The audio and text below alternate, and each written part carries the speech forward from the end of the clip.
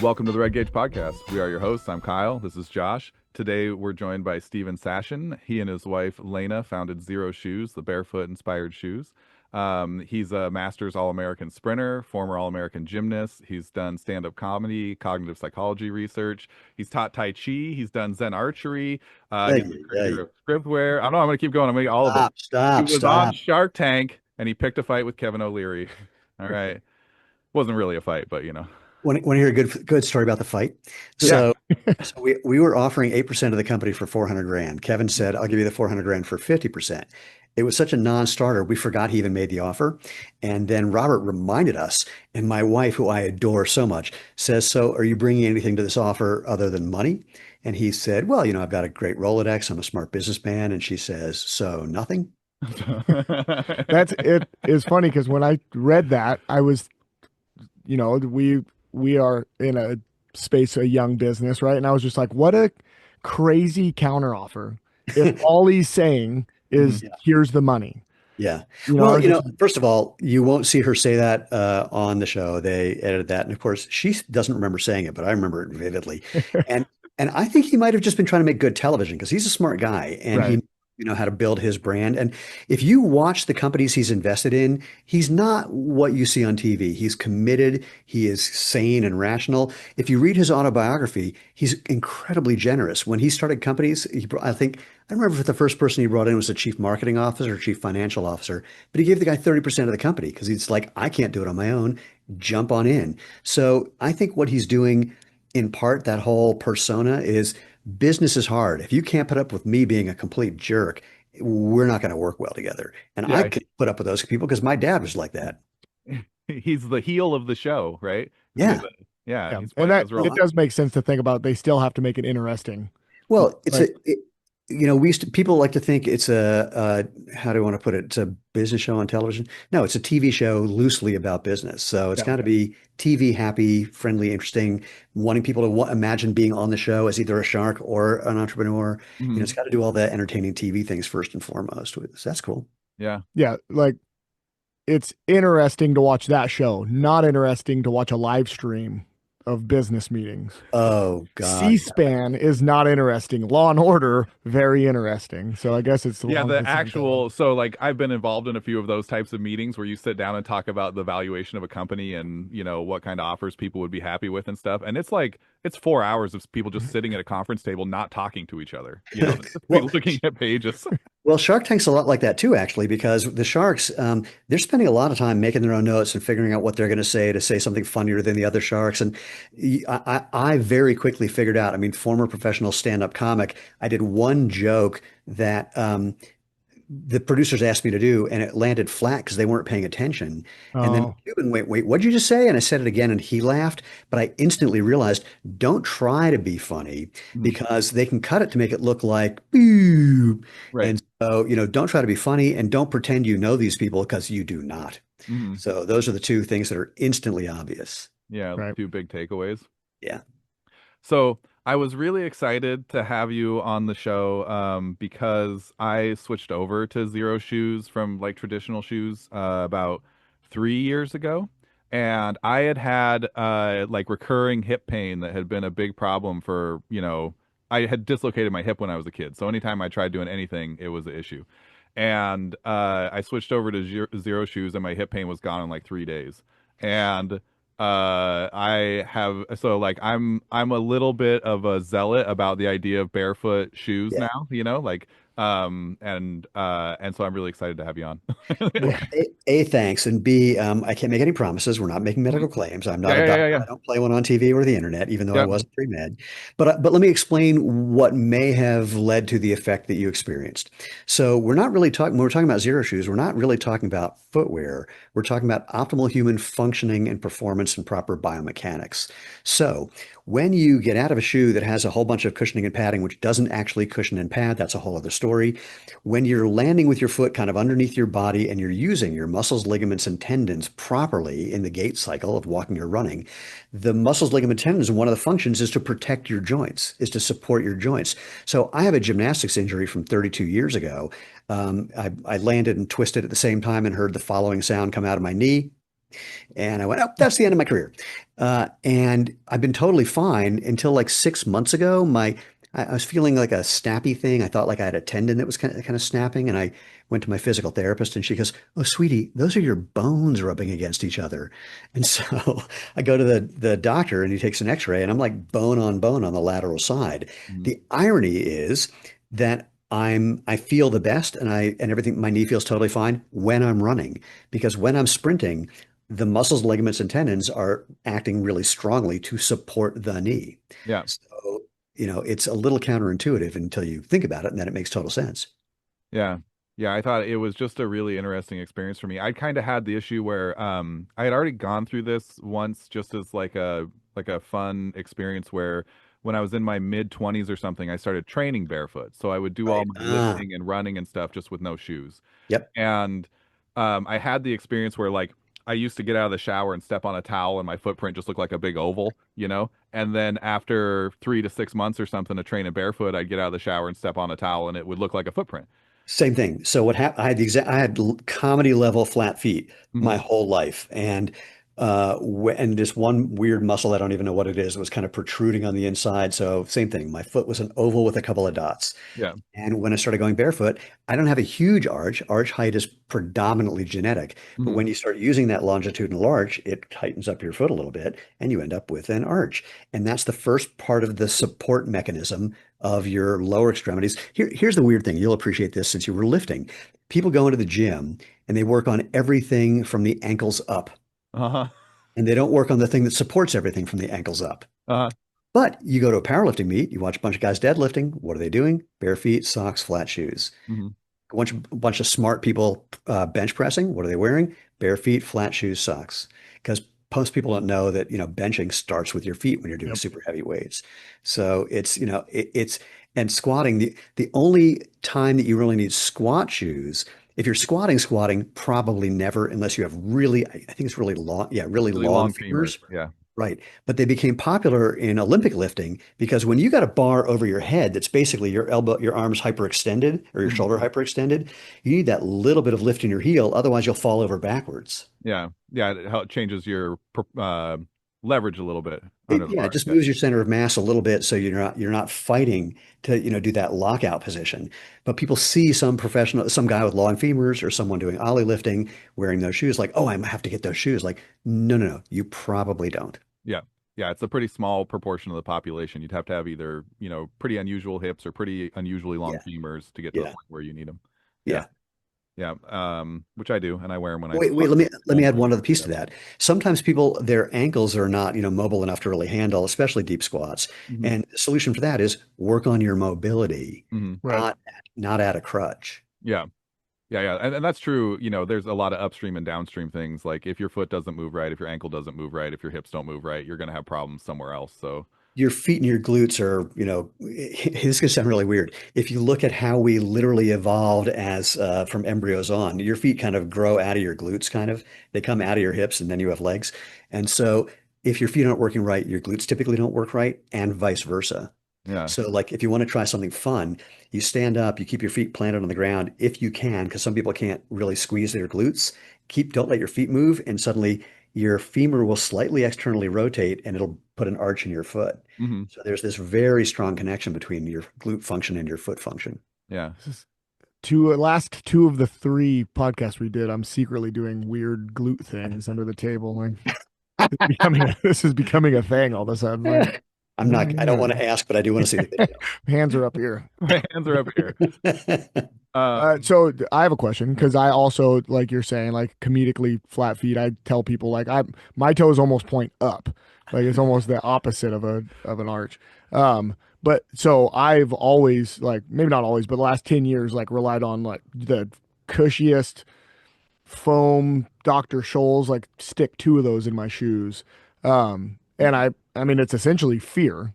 Like I have a Yeah. fear of getting away from that because I don't like it when my feet hurt. When my feet hurt, my knees hurt, and when my knees hurt, my hips hurt. So like, what if you were just talking to somebody, maybe it was a friend that's like, I need to Yeah. get in. I also have super sensitive feet, so the mhm. idea of walking around like I don't even like the feeling of like a carpet on my foot. Like so, I'm just nervous. I don't want to jump in the pool. Like I'm Yeah. like Yeah. 8 feet away Well, from the pool, but I yeah. know that I got to get in the pool to be healthy. Well, you don't jump in the pool, you put your toe in the pool, and we can keep that metaphor going forever. So I'll give you a story. I was at the International Foot and Ankle Biomechanics Summit, and there's a guy there who's like the orthotics guy. And he put on our shoes without his orthotics and said, what do you notice? I said, what do you notice? He goes, well, I feel pretty good. I said, cool. Well, you are pronating a little more on your right foot than you were when you had your orthotic in, but that's just, lack of strength. If you build strength, that's going to go away. So then he walks up to this woman named Dr. Irene Davis, who is the godmother of research on minimalist footwear and biomechanics. And he thinks he's going to kind of, poke at her. And he says, I really like these Xero shoes. I'm going to wear them with my orthotics. And she says, cool. In a month, shave them down by 50%. And then a month later, shave them down by another 50%. And then a month later, throw them away. And he's like, oh, so if you haven't been to the gym for a long time, you don't go back to the workout you last did. Right. You start again with a embarrassingly small amount of weight and one set and a stupidly low amount of reps, and you build up when you feel like you can. Basic progressive overload. This is not rocket science. You want to do the same thing. So, I would say do two things. Go a little lower, just a little bit. I mean, if you have, let's say you had two things that were each 4 millimeters thick, shave one down to 3 millimeters. Just, like play it slow. But simultaneously, when you have the ability, take off your shoes entirely. And if you don't like the carpet feeling, find something smooth. If you don't like, I have a weird memory. It's kind of a regret, actually. The things that I didn't do when I started Xero Shoes, I wish I had. I didn't, we talked about the whole flat foot thing. I don't have images of that. I wish I had those pictures. Similarly, we had a lot of rocks around our driveway. And I remember when I first started spending a lot of time barefoot, I couldn't walk on them at all. And then a year later, I'm walking all over them and they feel fine. And I hadn't gotten thick calluses or anything. My foot had become more flexible. And basically, your brain's primary function is to shut out a whole lot of crap. We just can't perceive and receive and deal with all the information we actually get. So it's learning how to pay attention to the important stuff. So it feels like my feet got more flexible, more responsive. My gait changed, so I wasn't just putting a lot of weight on that front foot and being kind of committed to that. I'd put it down. My brain would kind of feel if that was okay before it weighted on that foot. And I think my reflex arc changed because when I stepped on something unpleasant, I'd come off it much faster. I have no way of going back in time and seeing if that's true. That's just what it seems like. So again, find something where you can. Just if you can stand on a regular floor in bare feet for 30 seconds, man, that's it. And then go back to whatever you're doing. It's kind of like if somebody's really happy running in whatever shoe they're running in, I go, cool. Why have I said cool so many times? Just keep running in that shoe. But as soon as you're done running, get out of those and put on something like ours so you can have active recovery because our shoes are flexible enough to let your feet actually keep moving, which is good for circulation. And it's also can be good for injury prevention because there's research showing that building stronger feet reduces injury risk over time. So wear whatever you want, but and if you're going to try and do the transition to barefoot or to a minimalist shoe, I say if you're going to go barefoot, let's do that for the fun of it. Find a smooth, hard surface, go for a 20-second run. And if it doesn't feel good, do something different till it does. And what I really mean there is see how that 20 seconds feels the next day. If it feels like maybe you just are a little muscularly sore, like when you just do a little too much at the gym. P.S. I did a killer leg workout 3 days ago, and I still have to use my hands to get onto a toilet. Um, if it feels like you did a little too much, then you did a little too much. Wait till you feel better. Do that 20 seconds again. When that feels fine, add 10 seconds and lather, rinse, and repeat. If it feels like you hurt something, then you definitely just need to pay attention to changing your gait. And fundamentally, what that means is you want to land with your foot underneath you as much as you can. The real cue, if you can videotape it, is you want your ankle bone under or slightly behind your knee bone. So that way you're not overstriding. You're not landing with your foot too far in front of your body, which when you do that, it puts force right through your ankle, your knee, your hip, and your back. And whichever's the weak link in the chain, that's the one that's going to suffer. Mhm. So Do you see it all? I'll try to get my questions in here No, before yeah. Kyle starts going. do it. I got to jump before Kyle. Kyle always breathes in before he's about to launch one. That's when I know I got to get in. So another thing, do you ever see by changing like the health of the foot, the gait of people's feet, like correcting inward at all? That Oh, often If your feet are pointed outwards, that's usually a glute function thing that your glutes aren't working correctly. I have seen that. I can't promise that one. I can't promise anything, frankly. Right. Mhm. Yeah, yeah. But I've seen that one. The thing I see more commonly is that your foot can get a little wider across the ball of your foot. Your toes can start to spread a bit. If you had something bunion-like, that can slowly correct, not fully necessarily, which is not always important.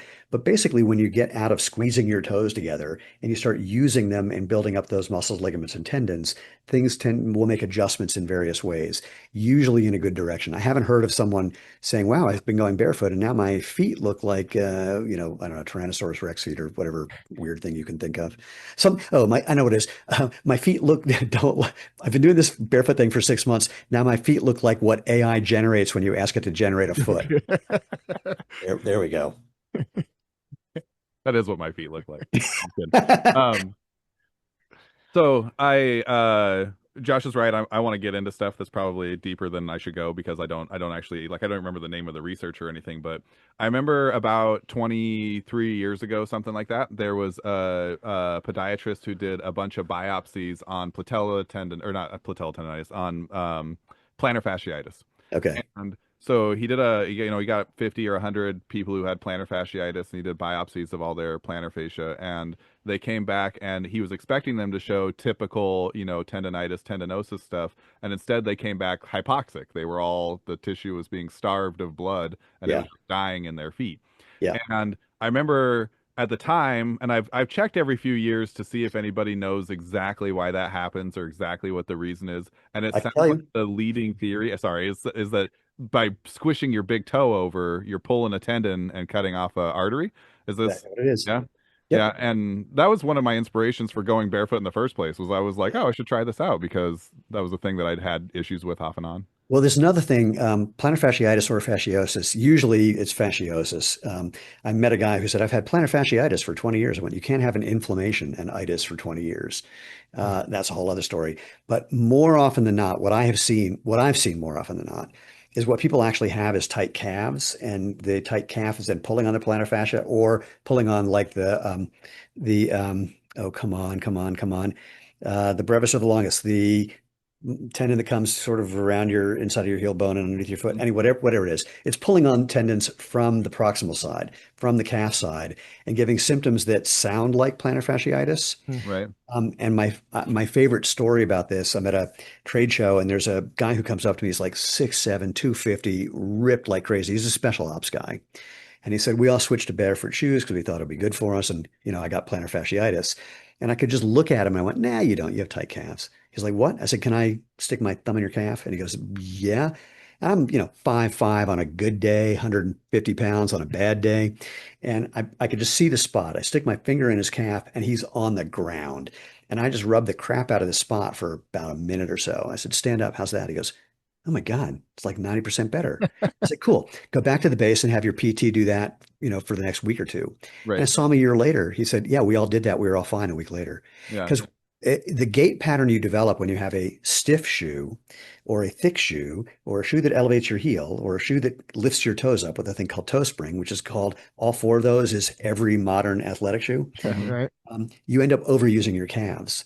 Or when you're pushing off, or if you switch to barefoot really quickly and you're landing on your toes and you're overstriding, that uh, eccentric calf raise, if you will, that calf drop is Right. putting excessive force on the calf as well. So those two things can lead to that. Yeah, and I mean, a lot of times the comment about progressive overload, I think is something that's really important for anybody here if they're thinking about moving to barefoot shoes, because that's a huge increase in load. If you go from 8,000 steps a day in regular shoes to 8,000 steps a day in a new Absolutely. gait, right? Huge, Well, huge. it depends. It can be Hmm. if you're a magical, well, here, I'll pat myself on the back. I made the transition really fast because I'm just really good at picking up new movement patterns. And so for me, my first barefoot run, I didn't have any muscular problems, but I ended up with a big blister on the ball of my left foot Hmm. because I was overstriding and plantar flexing, pointing my toes, and I didn't realize it. And so my next barefoot run was like, how can I uh, let me back up. Most people with the big blister will go, "Oh, see, this is bullshit." And my thought was, "How come my right foot's fine?" So I'm a little counter something that way. So my second barefoot run a week later still had a gaping hole. And I thought, how can I, if I can find a way to run that doesn't hurt, then I'm probably not doing what caused that to begin with. And 9 minutes and 30 seconds of agony later, then it switched. So my gait changed. And if you're using proper gait mechanics and you're landing again with your foot more under your center of mass, then you're probably using your muscles, ligaments, and tendons more optimally than you were before. And unless they're freakishly weak, and I haven't seen that, you might be okay muscularly because you're actually supporting everything properly. Now, I'm not suggesting at all you just go cold turkey or warm foot or whatever you want to call it. I agree with you. You start really, really slow and build up when your body tells you to. But I want to make that minor little correction because when you're using things correctly, you're just more optimally aligned, and that can make everything easier. Hmm. But you don't want to just make that switch because the odds are pretty good you don't have proper gait mechanics, and so if you just switch, you're going to be having a problem. Yeah. Yeah. I just changed overnight because, but I was already lifting barefoot, so it's not like I didn't have any capacity. Exactly. We see that with our NBA players. There's some players who spend a lot of time being barefoot for whatever reason. Sometimes they have coaches who train them barefoot, like Justin Holiday and his brothers. They did a lot of barefoot stuff when they were in high school. So when he heard about our barefoot basketball shoe, he was ready to play in it immediately. Versus other players that we know where their trainers and coaches are going, whoa, slow down. Wear the Xero shoes out at home when you're walking around. Wear them when you're in the gym. Eventually, wear them for a shoot around. Then we'll wear them a little scrimmage for like 5 minutes, and you'll know when you're ready. You just Hmm. have to wait and pay attention and not rush it. You're ready when you're ready. Everyone adapts to new movement patterns and to new sensations differently. You can't predict it. It's like, don't say I want to do it by tomorrow. Wait until you just feel ready, and then you'll know. Yeah. Yeah, it is funny, like you're talking about training from the ankles up, because that somewhat recently, at least like on the social media trainer side, is like ankle, not only health, but like getting like flexible, explosive ankles, like is going to Yeah. give you that tiny bit of edge. But then like the thing that they always talk about is like if you look at how much time like Usain Bolt has foot on the ground, like during 100, it's Hmm. some astronomically low It's amount.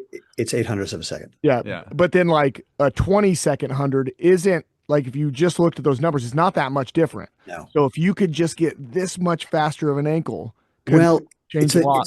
it's a yeah, it's a bit of a push me pull you because sprinters, and I'm a Masters All-American, one of those. We running faster is cadence, steps per minute times stride length. Hmm. And so when you're running faster, you just have to have less time on the ground. So you can look at it either way. If you're able to start training faster, you will hopefully build that strength and you'll just naturally get faster on the ground. Trying to build strength separate from the activity you're doing is sometimes a little tricky. The transfer isn't necessarily there. Like sprinters, we typically can deadlift heavy and squat heavy, but that doesn't mean you need to deadlift heavier and squat heavier to run faster. There's diminishing returns. Like I'll never forget the first time I pulled 405. I had two thoughts back to back. The first was, oh, I should go for 500. And the second thought was, you're a moron. Do you see any carryover of a stronger foot? Like, Yes, of, absolutely. you know what I mean? Like, if Absolutely. we're just trying to get a little Yeah. bit faster, that I'd imagine. I've It, not even really thought about it, right? Because I'm in the gym and I train people from the ankle. well, for So, example, I only get one good speed day a week because I'm 63 years old and I need that much recovery because of what the stress does to my foot. I'm weaker for the next 3 or 4 days. So if I didn't have a job, I'd probably be on the track doing, serious speed work every fifth day. Hmm. And now I do it, once a week. right. Yeah. Yeah. Yeah. Do you know the history? Is there a fun history lesson for how we got into making crazy shoes with tiny toe There boxes and big is. heels and stuff? Well, there are a handful of theories people have given me about both heels and pointy toe boxes, having to do with royalty or getting your foot in a stirrup or Horses. Yeah. yeah. But let's talk about athletic shoes. Um, in the early 70s, there were I can't remember if they were surgical podiatrists or orthopedic podiatrists who were sharing a building with Bill Bowerman when he was founding Nike. Hmm. And Bowerman came down one day and said, "Hey, I've got these new runners. They're getting Achilles tendonitis. What do you recommend?" And they said, oh, well, probably they've been wearing higher heeled dress shoes, so their Achilles have shortened. So you might want to make a higher heeled running shoe, like put a wedge of foam in there so that you can accommodate their shortened Achilles. And Bowerman did that. Now, in the footwear world, especially the performance footwear world, if someone does something new and then someone wears that new thing and wins a race, what does everyone do the next Yep. day? Yeah, new shoes. Right. So, and all the companies are like, oh my God, we're never going to sell another shoe again. So, that happens. So that's the gist of it. Now, let's break that down a little more. First of all, well, no, I'm going to cut to the end of the story, then I'm going to come back. Some 30 some years later, one of these doctors is at a track meet with a friend of mine, a guy that I actually designed a couple of our shoes with. And he said, you know that this idea of yours, the wedged heel, it was your idea. And then it became ubiquitous. I mean, everyone started doing it. Like if you look at the original waffle trainer, very thin amount of EVA. And the only place that it was not even elevated, it came up at the toe, like flat where your foot is. And then the toe part kind of came up. So it's hard to explain. Anyway, um, so this guy says, your idea, every shoe company started doing it. What do you think about that? And the doctor said, it was the biggest mistake we ever made because we didn't know what the effects would be. And frankly, we didn't have any reason to believe this Achilles shortening idea. We were making a lot of prosthetics. And so we saw everything as needing a prosthetic solution. And Mhm. this was the prosthetic solution. So let's back up. This Achilles shortening thing, people talk about that. Like in the sprinting world, they say, you can't train in your spikes, you'll get Achilles tendonitis. Well, what's actually happening is if you're wearing a higher heeled shoe, wherever it is, your Achilles, I have never seen any data or any information from a biopsy or from an autopsy from a cadaver where someone's Achilles has shortened. What you can do is train your brain. That's as far as it goes. And then when you quickly try to make it go further, your brain goes, whoa, stop. In Mhm. fact, I had a version of this at an indoor track meet, whatever it was a few months ago, where they didn't have the blocks that I like to use. And I set one of my blocks at a steeper, well, less angle, well, steep, well, it depends on how you measure the angle, basically further back than I usually use it. And so when I'm coming out of the blocks, my heel went back Hmm. further than it normally goes really fast. And my brain went, whoa, and my calf seized up. I didn't pull anything. It just stopped me. So I see this with people who are running in big, thick shoes and their heel doesn't even touch the ground.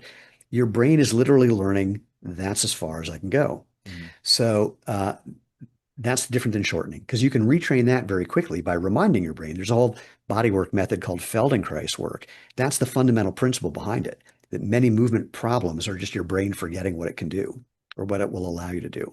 Okay, next. When you have a big, thick bit of foam underneath your heel, I won't get into the specifics of the biomechanics of why, but you end up landing on your heel and you're landing with your heel in front of your body. Your Mhm. heel is a ball. It's unstable.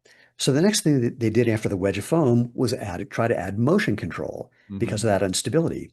Well, when you hit the ground, I mean, again, I weigh 100 and what do I weigh today? 148 pounds. I hit the ground if I'm jogging and I'm landing on my heel with about 600 pounds of force. You know, there's no amount of foam or posting or whatever that can accommodate that amount of force. Just isn't a thing. That's when pronation became a dirty word and they started selling motion control. But pronation is a natural part of the gait cycle. Watch a bunch of professional marathoners in particular, especially these guys with really spindly legs, and watch how much they pronate with every step. I mean, it's just part of what your body does. But then, if you're landing with your foot way out in front of you, now you got this. Now you got this instability thing. But also, you're typically landing on your heel. By the time your foot comes down, it's basically flat. And so you've got the plantar fascia stretched at a time where you want them to be active. So the example I like to give for this one is if I asked you how much or ever much you can curl, 500 pounds. I'm just, assuming that's what you guys curl. Yeah, yeah. I mean, Tuesday. dumbbells, 500-pound dumbbells. Yeah. Yeah. So if you put your arms at about 90-degree bend and I put that weight in your hand, you could eccentrically control whatever you can lift. If I gave you that weight when your arms are fully extended, you might not be able to lift that. You're stronger eccentrically than concentrically. Same thing with your plantar fascia. You just put them in an extended position and trying to contract them when they're being under an extreme stretch and extreme load. And what you really want is to have them preloaded. So it's the eccentric control instead of a concentric control. But you can't really do that when your foot lands really flat. So what do they do next? Arch support. That way you don't have to worry about your arch. And let's talk about support. What happens when you support any joint? Gets weaker, Right. It's just Yep. moves it's less. a Yeah. nightmare chain So, right here. Just so from this little idea of, hey, let's deal with this shortened Achilles and put a wedge of foam in there, just created this whole rash of problems. I forgot, when you overstride, I mentioned it before. If you're landing with your foot in front of you, so people are going to say, but I like it. Feels really good with all this cushioning. Have you ever seen it's now a video, it was originally a slow motion movie of this old, like fat circus guy getting a cannonball to the stomach? Hmm. yeah, sure. Yeah, yeah. Yeah. So that's demonstrating something about physics, the difference between pressure and force. When the cannonball hits the guy, you see ripples of fat moving. He's bending around it. That's controlling the pressure so that he doesn't, basically have a cannonball go through his body. Mhm. But the force is still the force of that cannonball shoves this 350-pound guy like 10 feet back into a tarp. So with a bunch of cushioning in your shoe, you're spreading out the pressure so the mechanoreceptors in your foot don't feel the pressure, but the force still has to go somewhere. And if your leg is basically straight when it lands on your heel, that force is going to go into your ankle, into your knee, into your hip, into your back, literally all the way up to your neck. And those other joints aren't designed to handle that force. Your foot can. I mentioned if I'm jogging, I hit the ground with about 600 pounds of force. As a sprinter, I hit the ground with like 800, 900 pounds of force. How is it that your feet can handle that? Because that's what they're made to do. Hmm.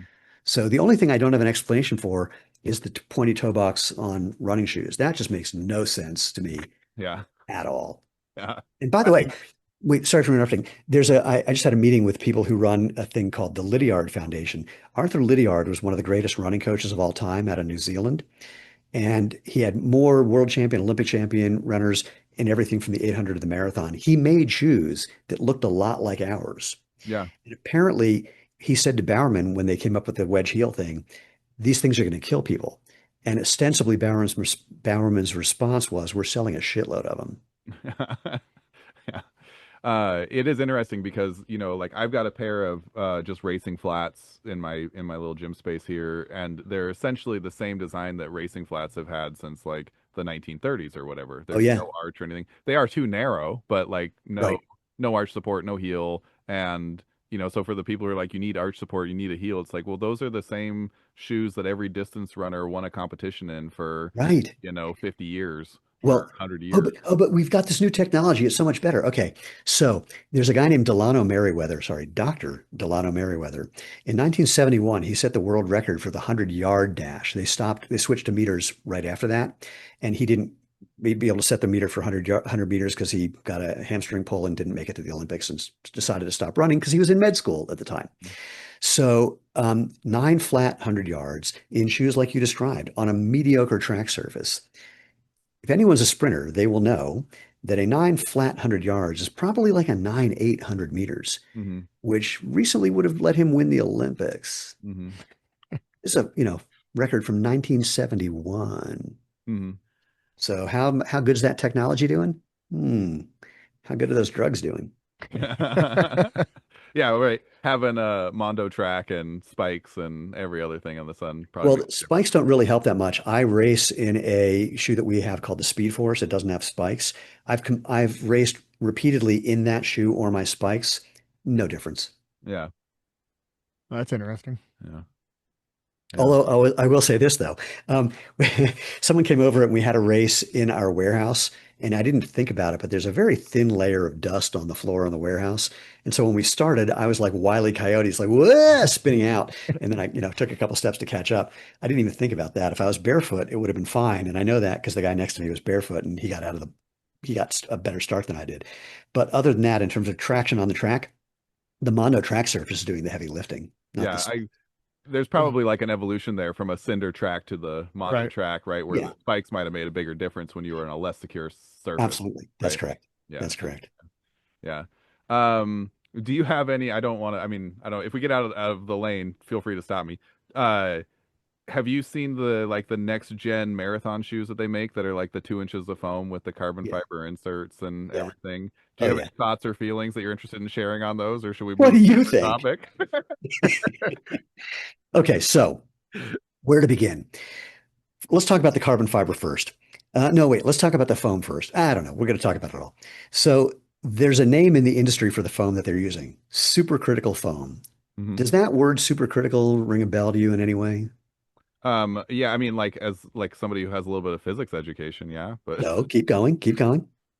well, so now we're gonna This real is I'm quickly really run into interested. the ends of Can my hold on. things. This No, segment you is could, called "Can Kyle Get It Correct?" This is very exciting. Yeah, yeah, yeah, yeah. it's So easy. It's easy. okay, so is super critical. Am I getting it with? Am I in the right ballpark if I'm talking about temperatures? Like when Uh, well, super, it can be temperature. yeah, yeah, where like we have like state changes Yep, in yep, matter and stuff. Yeah. you're on it. I mean, that's about all I remember is just that The, the, there's unconventional or there's missed changes in states because it's of special. there's an instability that could lead to a critical event. Yeah, yeah, yeah, yeah. So like when we super cool a fluid, it's below freezing degrees, and then when you touch it, all of a sudden the whole thing freezes, or if it's over Perfect example. boiling, it just explodes on you. Yeah. Perfect example. Okay. So they call it supercritical foam. This stuff will just fall apart if it's not supported correctly. So they have a carbon fiber layer in there for structural support. That's it. There's what carbon fiber can do. So any kind of foam compresses, of course. There's no such thing as energy return. There's just how much energy you lose because you put force into the foam, it compresses, it doesn't all come back. There was a guy, I won't mention him because I don't know if he wants me saying this, uh, big deal researcher, used to work for the US Olympic Committee. And he was kind of curious, like for his middle distance runners, what would happen if he just put a thin carbon fiber layer in, just in the insole, just like, right underneath the sock line or the insole, and to see if it made people faster by getting rid of some of the compression in the foam. And, and there was no one else in the lab but me and him when we're talking about this. And he looks around conspiratorially and then says, they don't look in your shoes when you go to a race, right? So, so it did, but it wasn't the magic of the carbon fiber because it was just a flat piece of carbon. It was just what it was doing to the foam, making the foam a little better. So here's the other thing about the foam or any foam. Foam is essentially tuned. Look, I'm a former All-American gymnast. Trampolines are tuned kind of to a weight and speed. If you're the right weight, and it's your legs doing the heavy lifting that's making you jump higher, but you can only jump as high as that trampoline is tuned for based on your weight and speed.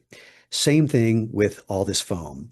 It's same thing with the Harvard indoor track, which is a wooden track that there's a whole bunch of physics, but the gist of the physics, and this is in the paper that talks about it, is we made the track a slightly stiffer spring than the spring of the athlete.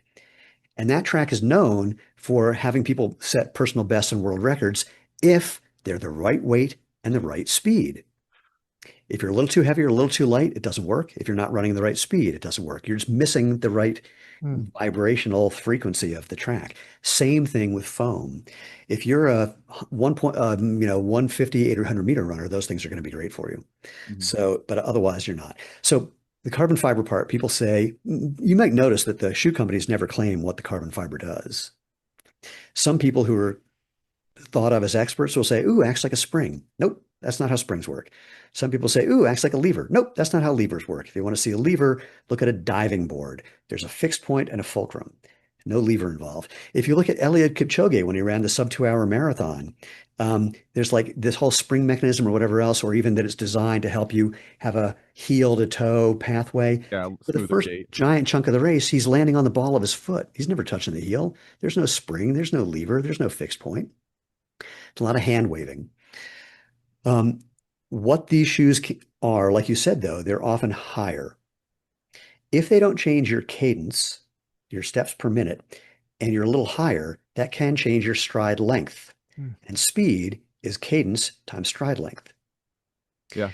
So that seems to be what's going on for the right people at the right time.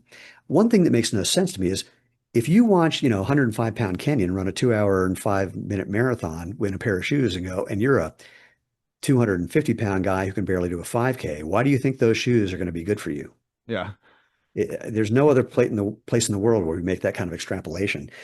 I will throw this guy not under the bus, but I will name drop Dr. Jay Sherry, who's a research physical therapist. And his line is, these shoes will make you faster if you're the right weight and the right speed. And your risk of injury is pretty close to 100% Yeah. because they're impacting your gait in a way that you fundamentally can't get used to because you can't afford that many pairs of those shoes. Yeah, I'm wondering if I saw like I just saw a clip of a video where there was a physical therapist talking about it who like is a runner and trains and stuff, and he's like, I don't really know how to prescribe them to people because the more time you spend in it, the like closer you're going to get to getting hurt, but they will be faster for a little bit. Yeah, for some people they absolutely are, but there are still people who are setting PRs and doing fine in not those shoes. Yeah, They are doing something again for the right person in the right place. And my suspicion, no one has done the simple bit of research that it would take to account for just changing height and watching what happens if nothing else changes.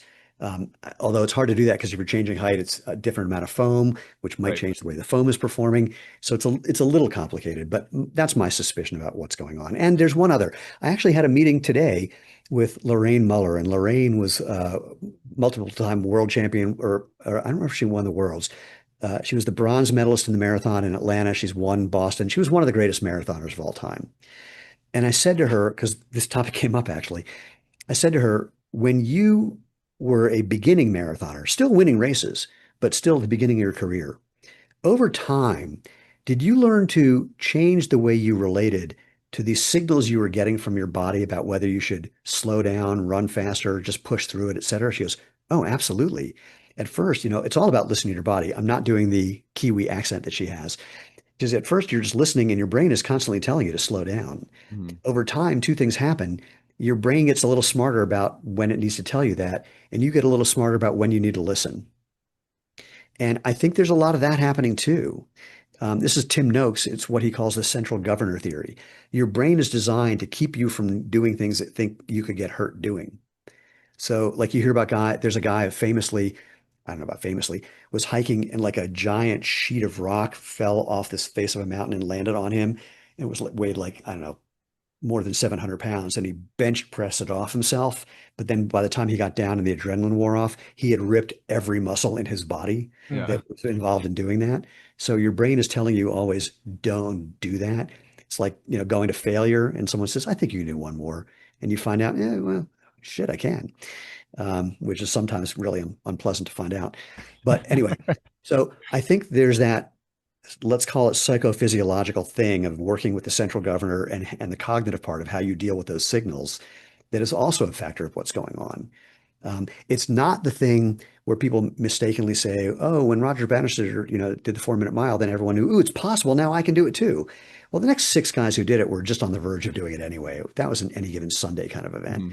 So I don't think it's that, there's some magical thing that happens in the air that because look, Usain Bolt ran a 9:58. I was there when he did it. No one's run within 2/10 of a second of that since.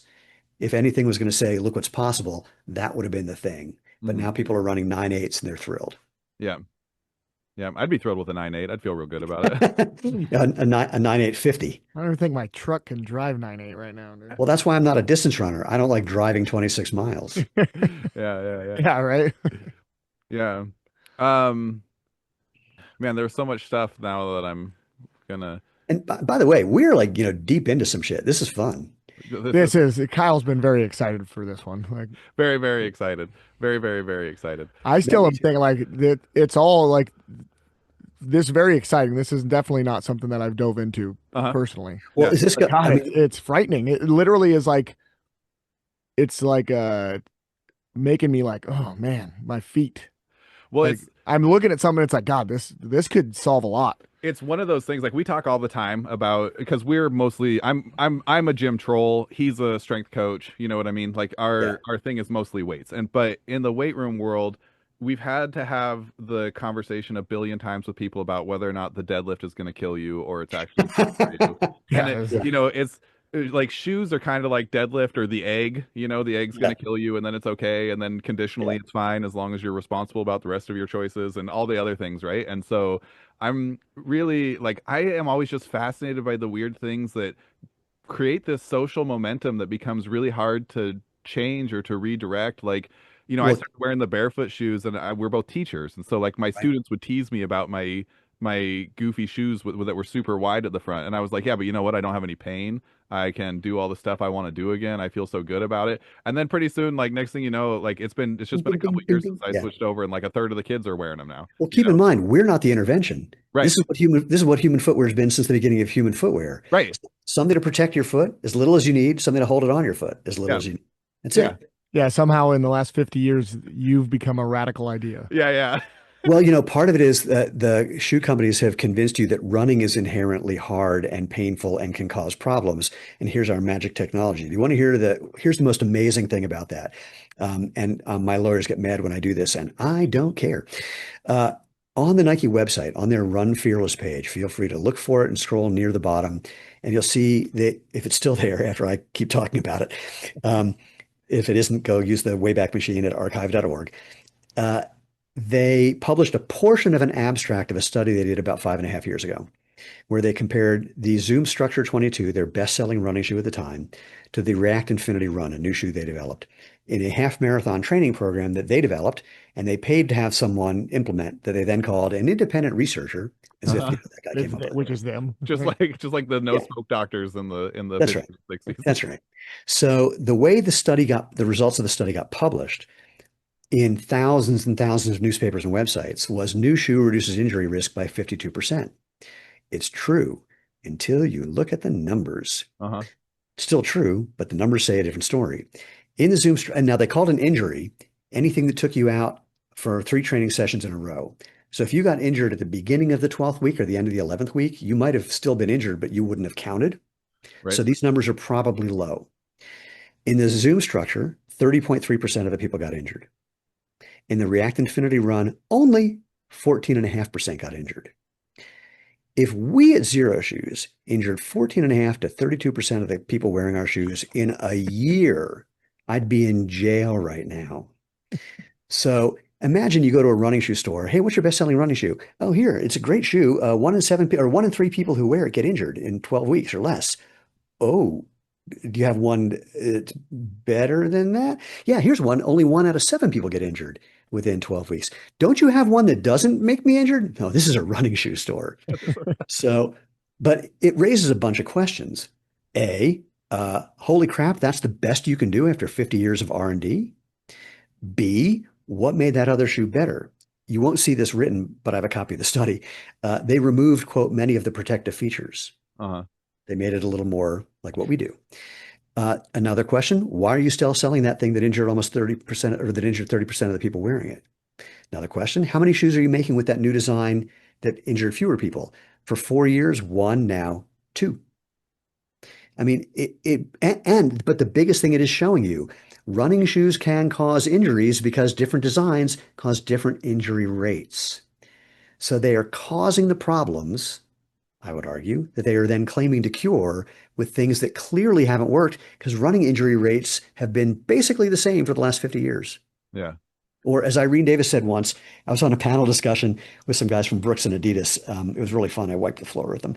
But Irene says, in the 60s and early 70s, we were playing basketball in Chuck Taylors. We weren't seeing the number of injuries, the type of injuries, or severity of injuries we've seen ever since. So what problem did you think you guys were solving, and why isn't it working? And all I can tell you is Isaiah Stewart from the Detroit Pistons, who was wearing our shoes all of last season, sent us a note and said, I played 72 games this season. I've never done that in my career. And I felt great. I think it's because of Xero Shoes. Yeah. Yeah, it's freaking awesome. Yeah, I mean, it's such an interesting thing because, I like to lift barefoot. I like to do my stuff when I'm out and about wearing the barefoot shoes or barefoot inspired shoes. I don't know what the word is that you're supposed to use for that, but the Well, barefoot people shoes. use barefoot shoes, and people say, "Well, you're either barefoot or you're in shoes." Yeah, like I didn't make up the term. That's Yeah, what yeah, people yeah. started searching for Yeah. 17 years ago. So here we are. Yeah, yeah, yeah. Again, But those very barefoot, special but things. I typically say barefoot inspired. Yeah, okay. Barefoot. I'm gonna stick with that. Barefoot inspired shoes. But the transition, right? So like if I train barefoot all the time and then I want to go play with my kids and I'm wearing barefoot shoes, the transition's pretty close to one, as close as I can get it without, Yeah, unless I'm just gonna be barefoot all the time, right? yeah. Or in shoes all the time. But like if you, lift weights and do your physical therapy and do your power work and stuff all barefoot and then you put on a running shoe and go do your running, then you're training two different systems, right? Or two different patterns, right? Well, yeah, you're strengthening then weakening, then strengthening then weakening, and you're, probably doing other things biomechanically as well. I mean, I'm not telling people not to do it, but and again, there is a transitional period, and there's a time and a place for everything. Look, we don't make a shoe that you're going to climb, um, um, some flat rock face with. Because there, having your toes squeezed together and being able to use your foot like a tool, Mhm. that makes sense. We're not making ice skates, even though we have hockey players and skaters saying I'm skating better than ever because as soon as I get out of my skates, I wear your shoes. My feet and ankles are stronger. I'm accelerating and jumping better. So there's always going to be something where you might need to do something different. That's totally cool. But the simple thing is, which is better, weaker or stronger? And you want to get your feet as strong as you can actually, I just thought of a funny thing. There's a doctor named Emily Splickle who, uh, I think if I might be getting the name wrong, but way back when she had an ebook or a course, I think it was called Catwalk Confidential. It's about how to walk in heels, but it was really a foot strengthening program so that your feet would be strong enough to be able to handle walking in heels for a while. That's pretty funny. Yeah. Yeah. So, if you want to do 100%, right, and you're not training to the same standard all the time, then that 100% is going to feel very different. Yeah, yeah, yeah. Yeah. I can't get over the injury rate of the shoes. Like Is it that would be muscle? hilarious to put like the Oh, but most wait, hold on. dangerous things in America. But it's worse, Josh. I forgot to mention because the issue is that that's a 12-week injury rate. Injury rates don't stay consistent over after 12 weeks. They go up over time. So the what's typically reported is runners typically get injured at about 50% a year, marathoners up to 80% a year. And there was another piece of data recently that came out about that showed that that's about right. And it's just ridiculous. But then you go to places where they don't have regular shoes and they're like, what are you talking about? Or again, Arthur Lydiard's runners, they go, we never had problems till we got shoe contracts with normal shoes attached to it. Yeah, Now, it's like again, not making promises, not a medical doctor. I wish Kyle, you might just know this because you know a little bit of everything. But there's like the African tribes that they hunt without weapons. They just Yeah. chase. Sandals. Yeah, Chase, they just chase chase, the animals until the Yeah. animals die of exhaustion. Like they're not wearing no runners. Like yeah, they're it's called perfectly fine. Like yeah, persistence endurance hunting. Mhm. Animals, they don't sweat. If they get overheated, they have to stop and breathe. And eventually their stopping will take long enough for you to catch up. Now, my Yeah. joke is it's the distance runners who wear them down, and it's the sprinters and lifters who come and pick up the thing put it over their shoulders and go, see you at home. Yeah. Yeah. Yeah. Yeah. Thanks, guys. I just like what other product like I can't think of another product that's like when you use this, you may get hurt 30% of the time. Like Well, what other product in America is And like, what other product that is sold as being good for you? Because the yeah. other yeah, products are Yeah, really yeah. cigarettes. Well, and I like I'm gonna forget like the particular ethnic groups, and I feel bad about that. I feel like I should remember their names, but there's like really great Highland runners out of like Central Africa, really great Highland runners out of Central Mexico, Yeah. and I remember reading a thing about the runners out of Mexico where their shoes that they were just like they just like cut out a piece of a tire and Yeah. then they strapped it to their feet, and then they'd run like 20 miles a day. Well, it's the Tarahumara Indians or the Thank Tarahumara. you. And they became famous when I don't know how it happened, but they came up and ran the Leadville 100, which is a 100-mile race. It's the highest race in the world. Hmm. And they crushed everybody in those sandals. And the next year they had a shoe sponsor, and I don't remember who it was. I think it might have been, I don't remember. It doesn't matter. And so they started running in the shoes and very quickly went, well, we can't do this. And they kicked them off and finished the whole thing barefoot. Yeah. that's it. Oh, that's really crappy for the sponsor, the Yeah, sponsor. yes, Like, it was. Well, even now, there's a Tarahumara runner, and I'm really horrible with names. I always have been, but it's getting worse with my age. Um, she's been winning races running in like super cheap little plastic sandals that you can get at Walmart. Yeah, the $2 flip-flops. Yeah, not even flip-flops, just like Yeah. it's like those little jellies. It's like Mhm. so. yeah, that's absurd. It's It is insane. pretty crazy. It's Yeah. delightful, is what I think. It's because it should make people just go, huh. That's not what I thought. Like my favorite thing to say about all the cushioning, I should have said this before. You have 200,000 nerve endings in the sole of each foot, more than anywhere but your fingertips and your lips. Why? Right. Yeah, because I mean that was something I remember. I so But this wait, no, thing. you Yeah. got to give me an answer. How Okay. come? No, Oh, well, well, because your interaction with the ground is important. yeah. Yeah. So how much can you feel through a whole bunch of foam? Yeah, yeah, nothing. When your brain can't feel and help you move properly, what problems might that cause? Yeah, right. Because it's all like you mentioned earlier. Like if your foot's more flexible and responsive, then that changes the whole way that you transfer force through the whole rest of your body, which is how you solve all your athletic problems. Well, it's also like balance, you know. I mean, balance in the elderly is a big thing, and I'm amazed. I mean, amazed is not the right word. I want to kill people. That's not quite right. I want to do serious damage so that I don't end up in jail and harm people irrevocably. When I see that they're being prescribed big, thick, padded shoes, Mhm. and then that makes them more unstable because they can't feel anything, so they start shuffling even more. And Duke University, they did some research where your walking speed directly correlates to your 5-year mortality. And you're watching people get prescribed thicker and thicker shoes, walking slower and slower. What a shock, and trip, fall, break your hip and die is an $80 billion problem right now.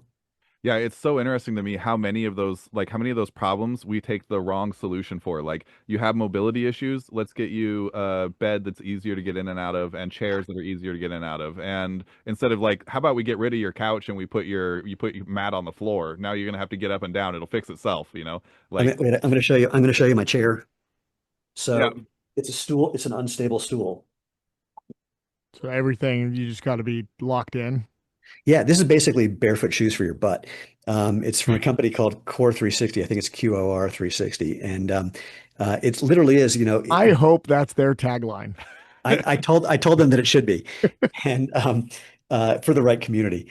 But you're constantly having to adjust, and if you're not doing it right, you can fall off.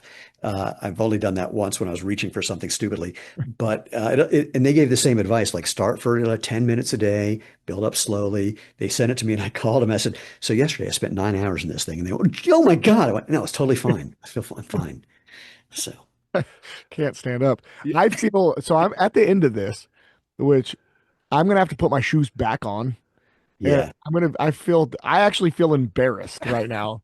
that's I that's might fine. just not even put my shoes back on. Go to practice in your Going to socks. football practice in socks. See what happens. See what happens. I mean, Yeah. look, the whole idea really is give yourself the permission to experiment. Give yourself permission to just find. I mean, there's no cookie cutter way to do this. We're all different. My research at Duke was on cognitive aspects of motor skill acquisition, and people have different facilities for figuring this stuff out. And so you want to make it enjoyable. If you're not having fun, you're not going to do it. So find a way to make it fun. Find some goofy thing to do with your feet, like I don't know, scrunch up a towel. That'll build some foot strength. There's exercises you can do.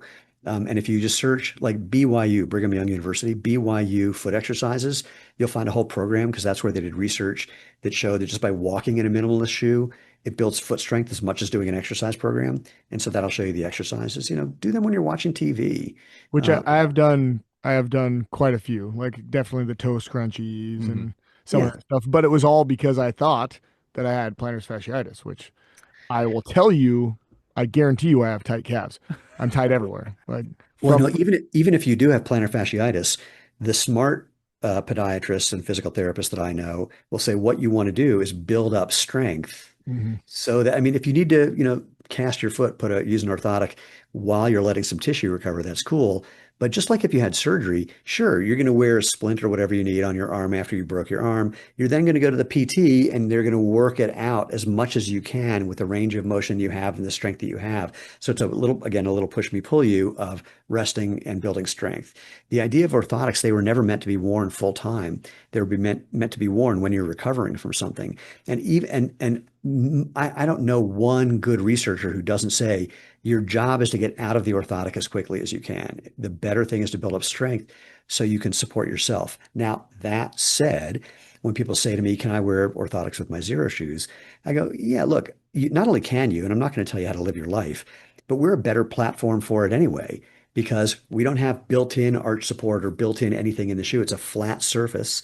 We don't have that foam underneath that could wear out unevenly and change the way the orthotic is working. And it's a wider toe box, so it'll still let your toes spread properly, which can help with everything else as well. So we're the best platform for wearing one if you think you need to. I'm not, the barefoot shoe police. I know what's possible. And if you want to go all the way, go all the way. If you want to go halfway, that's cool. Anything that helps you a little bit makes me really happy.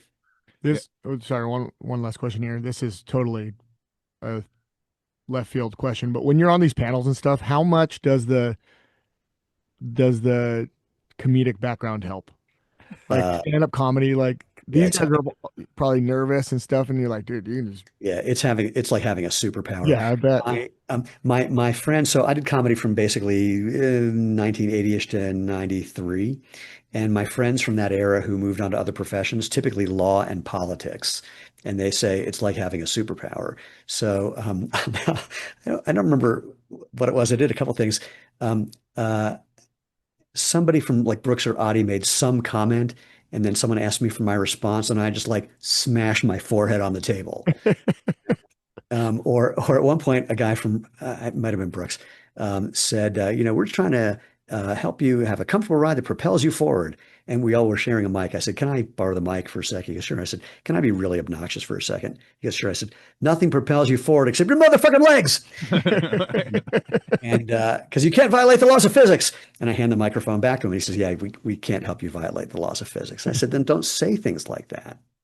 It's like, no, you don't understand. You load the shoe with gunpowder every day, and it just kicks Right, a little bit out every step. Like they're right. system. Actually propels you. I wanted to you were talking earlier about having the most nerve endings like in your hands, feet, and face, mouth and stuff, right? Yeah, Um, I remember, so I grew up in orthotics. I had orthotics until I was started training barefoot, and then after a few weeks of training barefoot, my orthotics started hurting, and so I took them yeah. out and quit using them after that. And now I just do the barefoot shoes, and um. But I do remember when I switched over, I got the thinnest soles that I could find on the website. And I remember like going out and walking. And the first probably like 3 weeks, like just to bring it back to the beginning of the conversation where you talked about how your brain's job is to filter Heck, out information. I would end up just like walking, like I'd leave the grocery store and I'd walk into the parking lot of another store because I was just like fascinated by the way the yeah, earth felt underneath of me. yeah. My My brain was so overwhelmed with new sensation that I was well, like, my first barefoot run. Remember, I run the 100 meters outdoor, 60 meters indoor. I'm a better 60 meter than a 100 meter runner. I don't run the two. I don't take turns on the track because I don't own a GPS watch and I don't like getting lost. But that first run, I was so overwhelmed by the experience. Like, what happens if I run at the same speed, but I change my cadence to faster or slower? What happens if I keep my cadence the same, but run faster or slower? What happens if I land on this part of my foot or that part of my foot? We were running over grass and trails and wooden bridges and streets and everything. And at the end of this run, where I could have kept going, it's about 20 of us, but we all decided to stop for some reason. And I turned to someone who did have a GPS watch.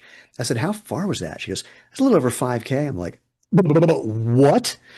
And I had no idea because it was just so fascinating.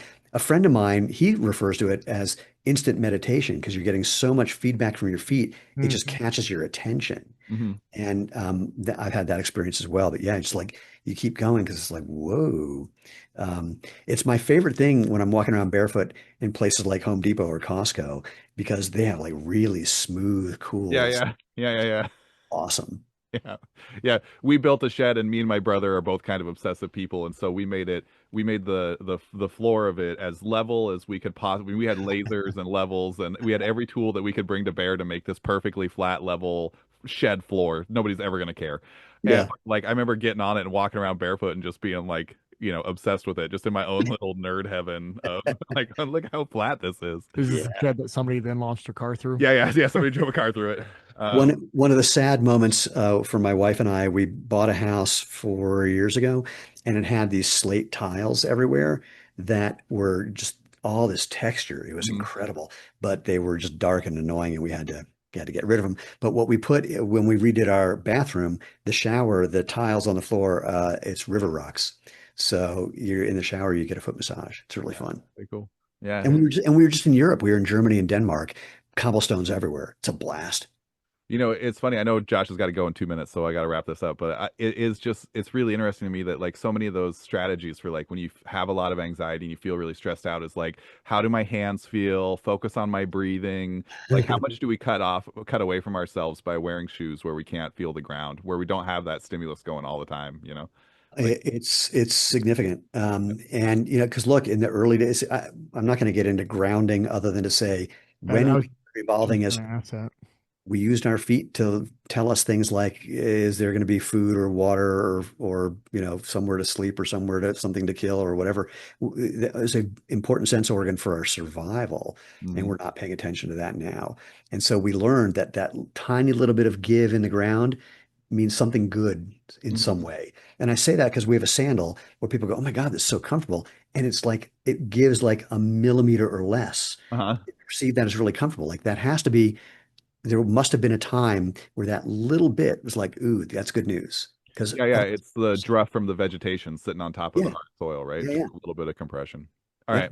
Well, Now, we got to get out of here, so I we're know gonna sign off. Kyle's You hang gonna out for a minute though? Kyle's yeah, gonna give me really angry emails after this. Like, I Yeah, can't believe you stopped that interview. yeah, oh, yeah. You son of man. a bitch. Well, Um, actually, Josh, I mean, at some point catch up because we did go like, and even for anyone else listening, we kind of dove in really deep. I'm really curious to hear like how it lands in your brain I and I'm gonna talk to Kyle about this too, and I know he's gonna talk to you a little bit, but like I think that it'll be good for the show, and also we really enjoy your guys' product. So like I think we're just gonna document it. mhm. We're gonna get me some shoes, oh maybe yeah, figure out, and if you have some things you talked about like the early stuff, like maybe I could do some documentation of my sure. gait, video, pain levels and stuff like that. Definitely. We go through a whole little thing. Like maybe that'd be Yeah, a really interesting. That'd be And very trust cool. me, if I could get rid of foot pain or knee pain without, putting more and more Dr. Scholl's, it comes from a doctor though.